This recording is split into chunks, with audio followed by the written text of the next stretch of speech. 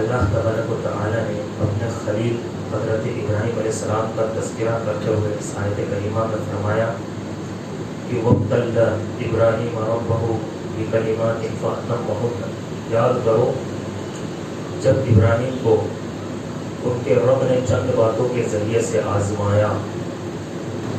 حضرات جتنے انبیاء کرام آئے تمام پر ہمیں ایمان لانا ہے، اور تمام ہمارے لیے نمونہ ہے، تمام ہمارے لیے آئیڈیا ہے، کیونکہ جتنے انبیاء کرام آئے وہ لوگوں کی رشد و ہدایت کے لیے آئے، جتنے انبیاء کرام آئے وہ اخلاق کو عام کرنے کے لیے آئے، جتنے انبیاء حضرت ابراہیم علیہ السلام کے پاس فرشتے آئے، پہلے انہیں اولاد کی بشارت دی گئی تو وہ خوش ہو گئے، لیکن جیسے ہی یہ سنا کہ قوم لوط پر عذاب آنے والا ہے تو وہ غمزدہ ہو گئے، قرآن کہتا ہے کہ یہ سننا تھا، اور ابراہیم علیہ السلام بیٹے کی بشارت کو تھوڑی دیر کے لیے بھول گئے۔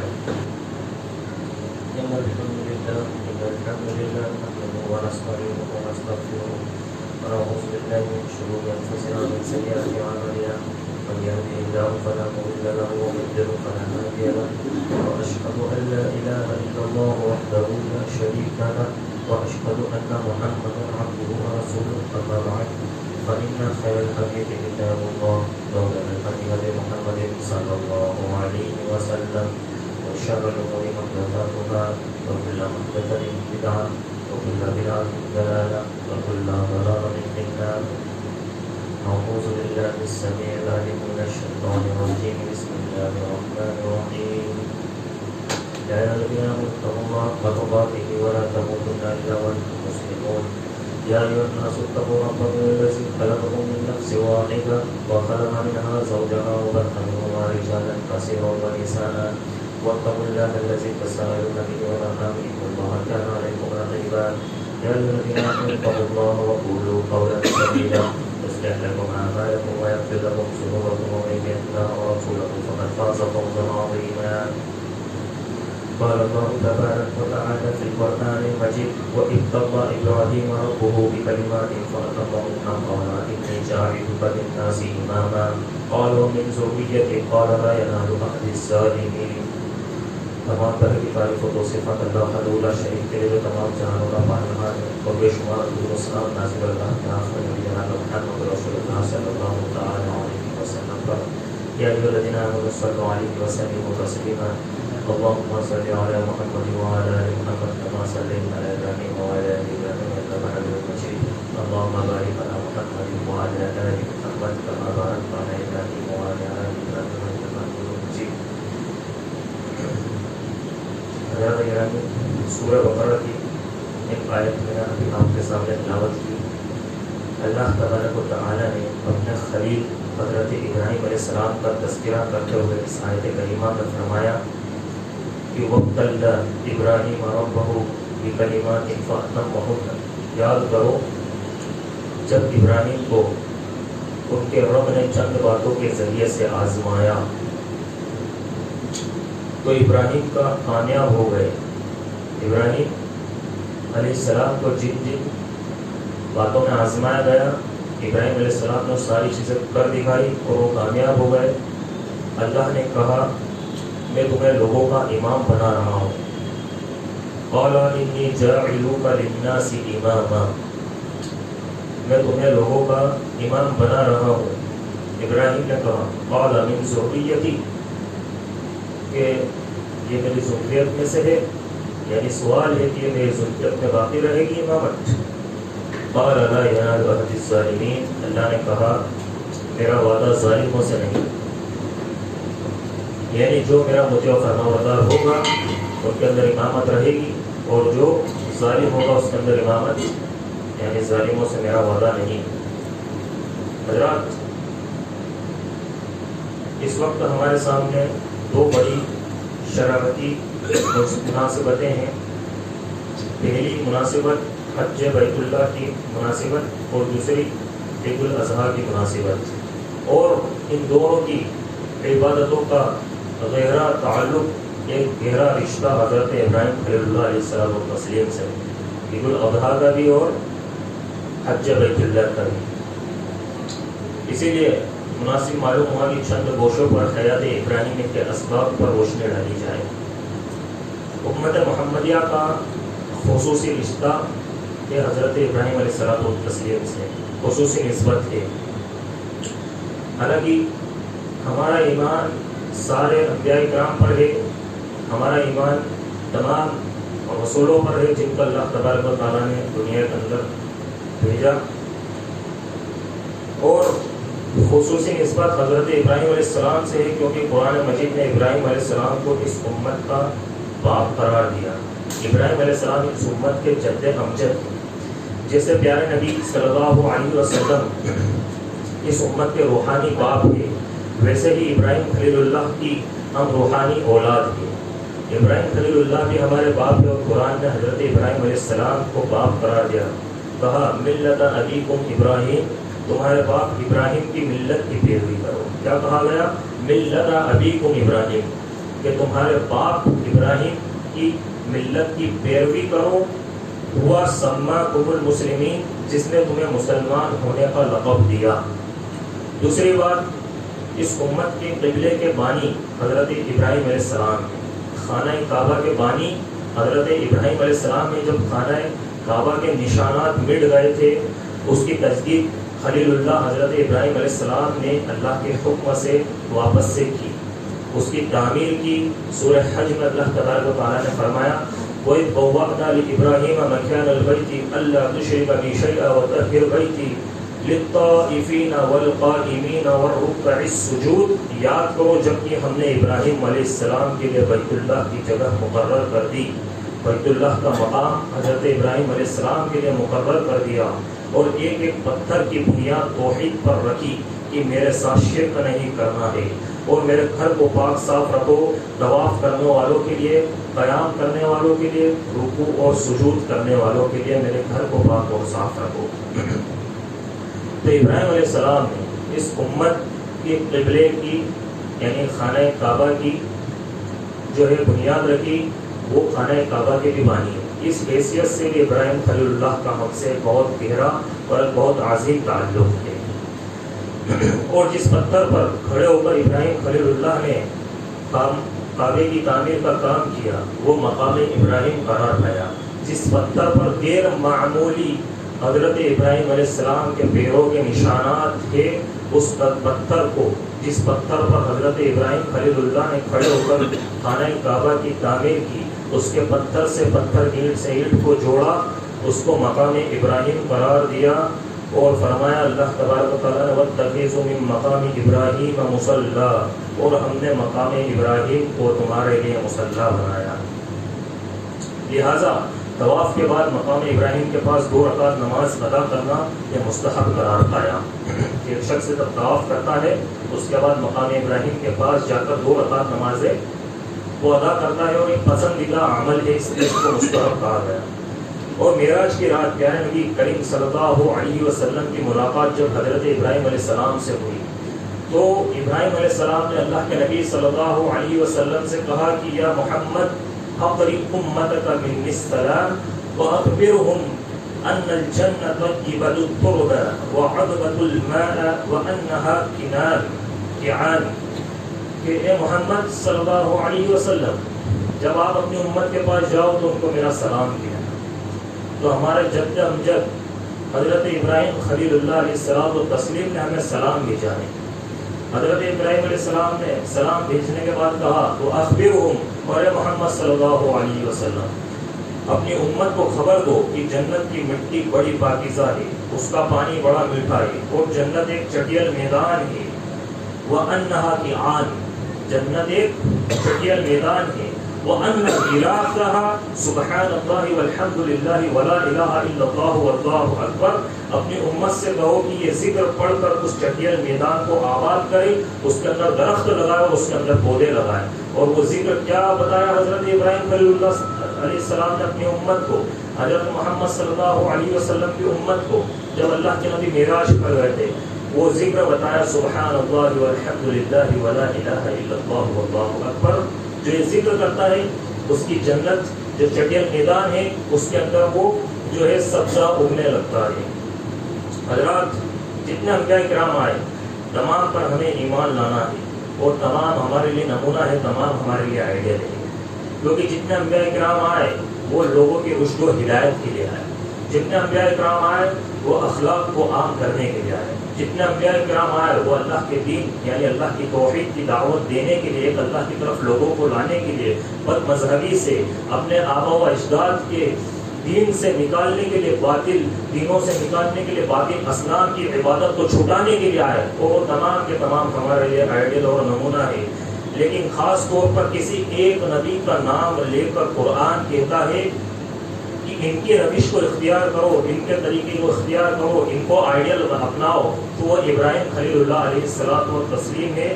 سورہ ممتحنہ کے اندر اللہ تبارک و تعالیٰ نے ارشاد فرمایا قد کانت لکم اسوۃ حسنۃ فی ابراہیم والذین معہ، کہ ہم نے تحقیق کی تمہارے لیے حضرت ابراہیم علیہ السلام کی ذات کے اندر اسوہ بنایا ہے، آئیڈیل بنایا ہے، نمونہ بنایا ہے۔ والذین معہ، اور جو ابراہیم علیہ السلام پر ایمان لائے تھے ان تمام کو تمہارے لیے ہم نے نمونہ بنایا، تمام کو تمہارے لیے آئیڈیل بنایا۔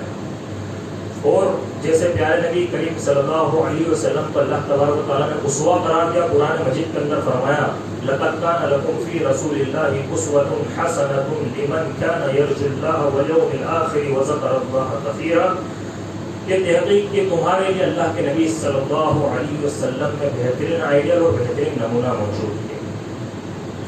تو ایک تو حضرت ابراہیم علیہ السلام کو آئیڈیل قرار دیا قرآن مجید کے اندر، اور دوسرا اللہ کے نبی جناب محمد رسول اللہ صلی اللہ علیہ وسلم کو، جو کہ حضرت ابراہیم علیہ السلام کی نسل میں سے ہے۔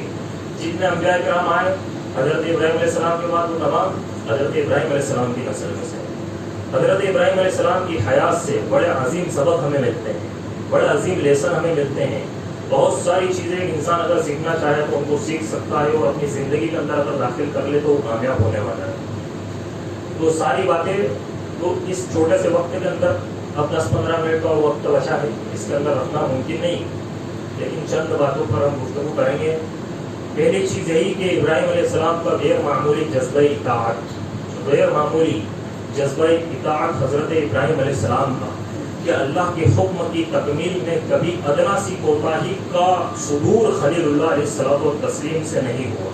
کبھی ایک چھوٹا سا کوتاہی حضرت ابراہیم علیہ السلام سے نہیں، اللہ رب العزت نے حکم دیا، اس حکم کو ماننا یہ حضرت ابراہیم علیہ السلام کی زندگی کا مقصد تھا، ان کی زندگی کا موٹیو تھا کہ جو اللہ نے حکم دے دیا وہ کرنا ہے، چاہے اب اس کے لیے دنیا میں کسی سے بھی بھلے کوئی برا مان جائے، بھلے ادیان چھوٹ جائے، بھلے حکومت خلاف ہو جائے، اگر حق کے راستے میں جو آیا، اگر وہ اللہ اور اس کے رسول اللہ رب العزت کے دین اور اللہ کے حکم کے خلاف گیا تو اس کی بات کو سرے سے نکال دینا ہے، اور کس کے حکم پر عمل کرنا ہے، کس کے حکم کی تعمیل کرنی ہے، اللہ رب العزت کے حکم کی۔ اور مجاہد نفس کے اعتبار سے، اپنے نفس سے مجاہدے کے اعتبار سے قیامت تک کے لوگوں کے لیے حضرت ابراہیم علیہ السلام نے مثال بنا دی۔ وَمَن يَرْغَبُ عَن مِّلَّةِ إِبْرَاهِيمَ إِلَّا مَن سَفِهَ نَفْسَهُ وَلَقَدْ اصْطَفَيْنَاهُ فِي الدُّنْيَا وَإِنَّهُ فِي الْآخِرَةِ لَمِنَ الصَّالِحِينَ۔ اللہ تبارک و تعالیٰ نے فرمایا کہ جو ابراہیم علیہ السلام کی ملت سے منہ موڑے گا، وَمَن يَرْغَبُ عَن مِّلَّةِ إِبْرَاهِيمَ، کہ جو ابراہیم علیہ السلام کی ملت کو چھوڑے گا، جو ابراہیم علیہ السلام کی ملت سے منہ موڑے گا، إِلَّا مَن سَفِهَ نَفْسَهُ، وہ اپنے نفس کو گھاٹے میں ڈالنے والا ہے، ہلاک کرنے والا ہے۔ وَلَقَدْ اصْطَفَيْنَاهُ فِي الدُّنْيَا وَإِنَّهُ فِي الْآخِرَةِ لَمِنَ الصَّالِحِينَ، اور تحقیق کہ ہم نے ابراہیم علیہ السلام کو اس دنیا کے اندر چن لیا تھا، وَإِنَّهُ فِي الْآخِرَةِ لَمِنَ الصَّالِحِينَ، اور آخرت میں سے بھی صالحین لوگوں میں سے ہوں گے۔ ابراہیم علیہ السلام کی خصوصیت کیا تھی؟ کہ قال له ربه اسلم قال اسلمت لرب العالمین، ان کی خصوصیت یہی تھی جو اللہ نے اس آیت کے اندر بیان کرتی کہ جب اللہ تبارک و تعالیٰ نے اللہ تبارک و تعالیٰ نے ان سے اطاعت و فرما برداری کا تقاضا کیا، جب اللہ تبارک و تعالیٰ نے ابراہیم علیہ السلام کو کوئی حکم دیا، خلیل اللہ نے ہر وقت اطاعت ربانی کا ثبوت پیش کر دیا، انہوں نے کبھی اللہ رب العالمین کے حکم کی نافرمانی نہیں کی۔ اور پھر کس لقب سے نوازا گیا انہیں؟ وَاتَّخَذَ اللَّهُ إِبْرَاهِيمَ خَلِيلًا، اللہ رب العالمین نے ابراہیم علیہ السلام کو اپنا خلیل بنا لیا۔ اور خلیل عربی زبان کے اندر اس کو کہتے ہیں یہ دوستی کا وہ اعلیٰ مقام کہ جس کے آگے دوستی کا کچھ اور اس کی ڈیفینیشن نہیں ہو سکتی، کچھ اور اس کی ایکسپلینیشن نہیں ہو سکتی، کہ ابراہیم علیہ السلام نے اسی اطاعت کا ثبوت پیش کیا۔ نبی کریم صلی اللہ علیہ وسلم نے فرمایا تھا کہ لو كنت متخذا خلیلا لاتخذوا ابا بکر ولکن خلیل الرحمن، کہ دنیا میں کسی کو اگر خلیل بناتا تو ابو بکر صدیق رضی اللہ تعالیٰ عنہ کو بناتا، ولیکن خلیل الرحمن، لیکن میرا خلیل تو رحمان ہے۔ یعنی خلیل یہ ایک دوستی کا ایسا بیان ہے کہ اس کے آگے دوستی کا کوئی اور بیان نہیں ہو سکتا، اس کے آگے دوستی کی کوئی اور محبت نہیں ہو سکتی۔ اور وہ کس کو لقب سے نوازا گیا؟ حضرت ابراہیم علیہ السلام خلیل اللہ کے خلیل، اللہ کے دوست۔ تو حضرات ابراہیم علیہ السلام اللہ کی غیر معمولی اطاعت ہمارے لیے بڑا سبق وہ پیش کر کے گئے کہ اللہ کی جو اطاعت ہے وہ معمولی نہیں بلکہ غیر معمولی ہونی چاہیے، یعنی ایسی تاثیر اس کے اندر ہونی چاہیے کہ اللہ رب العالمین کو راضی کریں۔ ایسا نہیں کہ ہم اللہ رب العالمین کے حکم کو سن رہے ہیں، سمجھ بھی رہے اور ماننے کی ہمت بھی کر رہے ہیں، لیکن پھر کسی کا حکم آ گیا، کبھی بیوی کا حکم آ گیا، کبھی بچے کا حکم آ گیا، کبھی رشتہ داروں میں سے کسی کا حکم آ گیا، یا پھر اس سے بھی بڑھ کر سب سے بڑا حکم نفس کا حکم آ گیا، اس سے بڑا کوئی حکم نہیں، نفس کا حکم آ گیا اور ایک شخص نے کیا کرا، اس نفس کے حکم کے پیچھے اللہ رب العالمین سے بغاوت کر دی۔ ہماری غفلت، ہماری سستی، ہمارا نفس، ہمارے ارمان، ہماری خواہشات، ہماری رغبتیں، ہمارے میدانات، ہمارے رجحانات، ہماری خاندانی روایتیں، یہ ساری چیزیں اطاعت و فرما برداری کے راستے میں رکاوٹ نہیں بننی چاہیے۔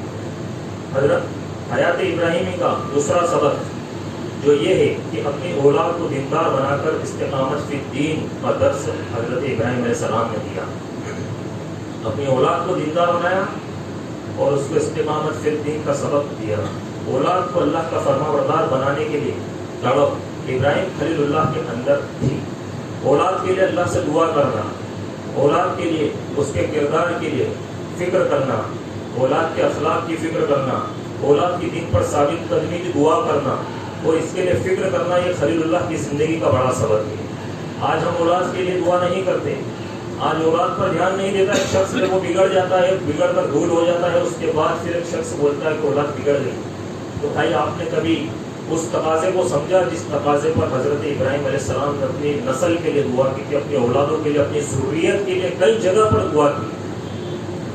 کبھی جو ہے بیٹوں کا تذکرہ آتا ہے، کبھی نسل کا تذکرہ آتا ہے، کبھی ضروریت کا تذکرہ آتا ہے، یہاں تک کہ حضرت ابراہیم علیہ السلام کی نسل میں سے ہم لوگ ہیں اور قیامت تک کے لوگوں کے لیے حضرت ابراہیم علیہ السلام نے دعا کی، یہاں تک کہ اللہ کے نبی صلی اللہ علیہ وسلم کے لیے دعا کی۔ تو یہ دعا یہ اللہ رب العزت نے اختیار کیا ہے مومن کو، لیکن ایک شخص وہ اس چیز کو ہوتا ہے اور پھر بعد میں اس کا خامیازہ بھگتتا ہے، جب دعا نہیں کرتا بعد میں پھر وقت نکلنے کے بعد وہ اس کا خامیازہ بھگتتا ہے۔ اسی لیے اپنی اولاد کے لیے دعا کرنا ہے حضرت ابراہیم علیہ السلام کی سنت کی ہے، اور یہ خلیل اللہ کی زندگی کا بڑا سبق ہے۔ وَجْنُبْنِي وَبَنِيَّ أَن نَعْبُدَ الْأَصْنَامَ، حضرت ابراہیم علیہ السلام نے دعا کی کہ اللہ مجھے اور میرے بچوں کو شرک سے کے فتنے سے بچا لینا۔ جبکہ ایک امت قرار دیا گیا، توحید کا پرچم لے کے کھڑے ہونے والے خلیل اللہ کو خلیل اللہ کا لقب دیا گیا، اس کے بعد بھی کیا دعا کر رہے ہیں کہ مجھے اور میرے بچوں کو شرک سے بچانا۔ ہم شرک سے بچنے کی دعا ہی نہیں کرتے کیونکہ بھائی ہم تو توحید پرست ہیں۔ تو کیا حضرت ابراہیم علیہ السلام توحید پرست نہیں تھے؟ ان سے بڑا توحید پرست کون ہو سکتا ہے بتائیے؟ لیکن وہ اپنے لیے اور اپنے بچوں کے لیے شرک سے نجات کی دعا کر رہے ہیں اور ہم شرک سے بچنے کی دعا نہیں کرتے۔ کیا کہہ رہے ہیں حضرت ابراہیم علیہ السلام؟ رب اجعلنی مقیم الصلاۃ ومن ذریتی، کہ پروردگارا مجھے بھی نمازی بنا دے اور میرے بچوں کو بھی نمازی بنا دے۔ وَوَصَّى بِهَا إِبْرَاهِيمُ بَنِيهِ وَيَعْقُوبُ، جس راستے پر ابراہیم چلے اسی کی تلقین انہوں نے اپنی اولاد کو کی۔ سورہ زخرف میں اللہ نے فرمایا وَجَعَلَهَا كَلِمَةً بَاقِيَةً فِي عَقِبَيْهِ لَعَلَّهُمْ يَرْجِعُونَ۔ ابراہیم کی ایک بڑی خصوصیت یہ تھی کہ جس دن پر وہ خود قائم تھے اسی دن پر انہوں نے اپنی نسلوں کو بھی قائم کیا۔ تو یہ قائم کرنا یہ بھی ضروری ہے۔ کبھی کبھی کیا ہوتا ہے، باپ بڑا دیندار ہوتا ہے اور بیٹا اس کا دین سے کوئی لینا دینا نہیں ہوتا. کیوں؟ کیونکہ قائم نہیں کیا، خود قائم ہو گئے، بیٹے کو قائم نہیں کیا. اور یہ دیکھ لیجیے آپ، اکثر و بیشتر اگر آپ دیکھو گے، اطراف میں نظر دوڑاؤ گے تو جو بڑے ذمہ دار ہیں جماعتوں کے، ان کے بیٹے ہی بے عربی کا شکار ہیں، ان کے بیٹے ہی نافرمان ہیں، ان کے بیٹے ہی دین سے دور ہیں، ان کے بیٹے ہی نمازی نہیں ہیں، ان کے بیٹے ہی تمام طرح کی اسٹائلش کٹنگیں وغیرہ، ہیئر اسٹائل وغیرہ لے کے آتے ہیں. یہ ساری چیزیں آپ کو دیکھنے کو ملے گی. کیوں؟ کیونکہ انہوں نے صرف اپنے آپ کو دین پر قائم کر لیا اور اپنے بچوں کو دین پر قائم کرنے کے لیے انہوں نے کوشش نہیں کی. ایک ذمہ دار ہے، ان کا بیٹا وہ بڑے دیندار ہے اور ان کا بیٹا دیتا ہے، ایک اور ذمہ دار ہے، ان کے بیٹے نے کبھی نماز ہی نہیں پڑھی، آج 15 سال کا ہوتا. ایسے بہت سارے، جبکہ 150 سال پرانی جماعت. تو اب یہ بتائیے کہ آپ نے الگ سے دعوت کا کام نہیں کیا، کم سے کم نسل میں تو یہ حدیث چلتے، نسل میں تو ایمان چلتا، توحید چلتی، لیکن وہ بھی ختم ہو گیا مسئلہ. اب کیوں؟ کیونکہ دین پر قائم بہت ساری جگہ دیکھ لیجیے آپ، جہاں 500-500 سال پرانی جماعتیں ہیں تو وہاں نئے لوگ آپ دیکھیں گے تو بہت کم ملیں گے آپ کو. بس انہیں کے باپ بیٹے دادا سب چل رہا ہے، وہ خاندانی چل رہا ہے سارے. اور اب اس کے اندر وہ بھی بے دینی ایسی گھس گئی، بے عربی کا شکار ایسے ہو گئے کہ اب ایسا لگتا ہے کہ آنے والے ٹائم میں یہ جو باقی کا بچا ہوا مسئلہ ہے یہ بھی سب اللہ رحم کرے. تو اس طریقے سے حضرت ابراہیم خلیل اللہ علیہ السلام کو کیوں اللہ رب العزت نے ہمارے لیے نمونہ بنایا؟ اسی لیے بتایا کہ تم ابراہیم کی ملت پر چلو، اپنے باپ اپنے جد امجد ابراہیم کی ملت کو اپناؤ، کہ ان کی وجہ سے تمہارا نام مسلمان قرار پایا. تو ہمیں حضرت ابراہیم علیہ السلام کی سیرت پر چلتے ہوئے اپنے لیے، اپنی اولاد کے دین کے لیے، اس کے دین کی ثابت کرنے کے لیے، اس کے دین پہ استقامت کے لیے، آج دیکھ لیجیے آپ، وہ اسی کا نتیجہ ہے کہ ایک وقت تھا جب پردے کی اہمیت کو سمجھا جاتا تھا. آج دیکھ لیجیے آپ کہ کس طریقے سے بے پردہ جو نظر آئی کل چند بیویاں اکبر زمین میں غیرت قومی سے گڑ گیا. پوچھا جو ان سے آپ کا پردہ کیا ہوا، کہنے لگی کہ اب لگے مردوں پہ پڑ گیا. بالکل کھلا جواب دیا جاتا ہے کہ نہیں، ہم نہیں کریں گے، میرا جسم میری مرضی. اور یہ قانون بھی ابھی دیکھ لیجیے آپ، سب کو دھیرے دھیرے آ رہا ہے. تو یہ حضرت ابراہیم علیہ السلام کی دعا ہے، ہمیں اپنے بیٹوں کے لیے، اپنی بیٹیوں کے لیے، سب کے لیے دعا ہمیں کرنی چاہیے. اور یہی تڑپ، یہی فکر ابراہیم خلیل اللہ کی اسی فکر مندی کا نتیجہ تھا کہ اللہ رب العالمین نے ابراہیم علیہ السلام کے بعد نبوت و رسالت ان کے خاندان میں محصور کر دی، یعنی ان کے خاندان کے اندر نبیوں کو بنایا. ابراہیم علیہ السلام کے بعد جتنے نبی آئے سب کے سب آپ علیہ السلام کی نسل سے آئے. تو اگر ماں باپ بچے کے دین کے لیے فکر مند ہے تو اللہ کیسے دعا سنتا ہے کہ ابراہیم علیہ السلام کا خاندان رہتی دنیا تک کے لیے لوگوں کے رشد و ہدایت کا ذریعہ بنتا ہے اگر ماں باپ دعا کرتے ہیں بچوں کے لیے. آپ صلی اللہ علیہ وسلم سے ایک مرتبہ پوچھا گیا، یا رسول اللہ صلی اللہ علیہ وسلم، من اکرم الناس، یہ لوگوں میں سب سے زیادہ اکرام و شرف والا کون ہے، سب سے زیادہ عزت و اکرام والا کون ہے؟ تو اللہ کے رسول صلی اللہ علیہ وسلم نے فرمایا یوسف نبی اللہ، کہ یوسف اللہ کے نبی یہ سب سے زیادہ اکرام اور شرف والے ہیں. کیونکہ اللہ کے نبی نے فرمایا کہ وہ خود نبی ہے، ان کے والد یعقوب علیہ السلام نبی ہے، ان کے دادا اسحاق علیہ السلام نبی ہے، اور ان کے پردادا حضرت ابراہیم علیہ السلام نبی ہے. یعنی ان کے باپ نبی، ان کے دادا نبی، ان کے پردادا نبی. تو وہ اکرام و شرف والے. یہ حضرت ابراہیم علیہ السلام کی دعا کا نتیجہ تھا کہ ان کو یہ اکرام اور شرف ملا، ان کو یہ اعزاز ملا کہ اللہ کے نبی صلی اللہ علیہ وسلم نے انہیں سب سے زیادہ انسانوں میں اکرام و شرف والا بنایا. تو یاد رکھیے کہ اللہ رب العزت دین پہ قائم کے رکھتا ہے، اولاد کے لیے دعا کرے اور بعد میں پھر اس کو عزت و اکرام سے بھی نوازتا ہے. ایک اور سبق کہ ایک نبی کے دل میں، ایک نبی کے جسم میں جو دل ہوتا ہے وہ لوگوں کے لیے کتنا ہمدرد ہوتا ہے، کتنا غمخوار ہوتا ہے، کتنا خیرخواہ ہوتا ہے، یہ معلوم ہوتا ہے ہمیں حضرت ابراہیم علیہ السلام کی سیرت سے. قرآن کہتا ہے ابراہیم کے پاس فرشتہ آئے، دو مقاصد کو لے کر آئے تھے. پہلا مقصد تھا بڑھاپے میں اولاد کی بشارت، یہ بہت اچھی بات تھی. اور دوسرا مقصد جو لے کر آئے تھے وہ تھا قوم لوط پر عذاب کی خبر. حضرت ابراہیم علیہ السلام کے پاس فرشتہ آئے، پہلے انہیں اولاد کی بشارت دی گئی تو وہ خوش ہو گئے، لیکن جیسے ہی یہ سنا کہ قوم لوط پر عذاب آنے والا ہے تو وہ غمزدہ ہو گئے. قرآن کہتا ہے کی یہ سننا تھا، اور ابراہیم علیہ السلام بیٹے کی بشارت کو تھوڑی دیر کے لیے بھول گئے. یہ مفہوم ہے کہ تھوڑی دیر کے لیے حضرت ابراہیم علیہ السلام بیٹے کی بشارت کو بھول گئے اور قوم لوط کو بچانے کی فکر میں کرنے لگے. یہ نادانوں کو سمجھنے کا ایک موقع اور مل جائے. یہ نادان لوگ ہیں، ان کو حالانکہ حضرت ابراہیم علیہ السلام بہت اچھے طریقے سے جانتے تھے قوم لوط کی بے روی کیا تھی، وہ کیا عمل کر رہے تھے، لیکن پھر بھی حضرت ابراہیم علیہ السلام نے یہ سوچا کہ ان کو نادان لوگ ہیں، ان کو ایک موقع اور مل جائے. یجادلون فی قوم لوط، تو قرآن کہتا ہے کہ وہ قوم لوط کے بارے میں حضرت ابراہیم علیہ السلام قوم لوط کے بارے میں فرشتوں سے تکرار کرنے لگے. یجادلون، وہ جدال کرنے لگے، تکرار کرنے لگے، اور یہ خبر سن کر ابراہیم علیہ السلام دکھانے لگے، کہنے لگے ان فیہا لوطا، اس بستی پہ کیسے عذاب آ سکتا ہے کہ جس کے اندر لوط ہے، لوط علیہ السلام جیسے نبی ہے اس پر کیسے عذاب آئے گا. فرشتوں نے کہا نحن اعلم بمن فیہا، ہمیں خوب معلوم ہے کہ وہاں کون کون ہے. لننجینہ واہلہ الا امرأتہ، ہم ان کے گھر والوں کو بچائیں گے بجز ان کی بیوی کے، یعنی ان کی بیوی کو چھوڑ کر ہم انہیں بچا لیں گے. تو انسانیت کے حق میں نبی سے بڑھ کر کوئی خیرخواہ نہیں ہو سکتا. یہ انسان اتنا گناہ کرے اس کے بعد بھی نبی یہی سوچتے ہیں کہ ان کو مہلت ملے، یہ ایمان لے کر آ جائے. اور اسی طریقے سے ایک اور سبق ہمیں ملتا ہے کہ مہمان نوازی، یہ فرشتے جو آئے تھے یہ انسانوں کی شکل میں آئے تھے جو کہ اجنبی تھے.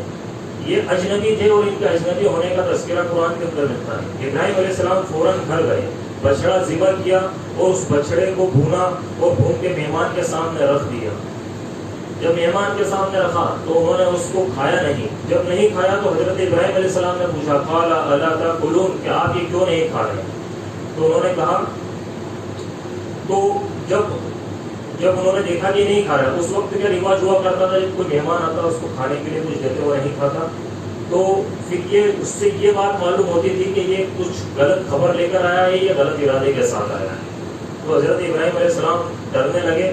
فأوجس منهم خیفہ، ابراہیم علیہ السلام ڈر گئے. پھر انہوں نے بتایا کہ ہم فرشتے ہیں اور ہم اللہ کی طرف سے جو ہے آپ کے لیے بشارت لے کر آئے اور قوم لوط کے لیے عذاب کی خبر لے کر آئے.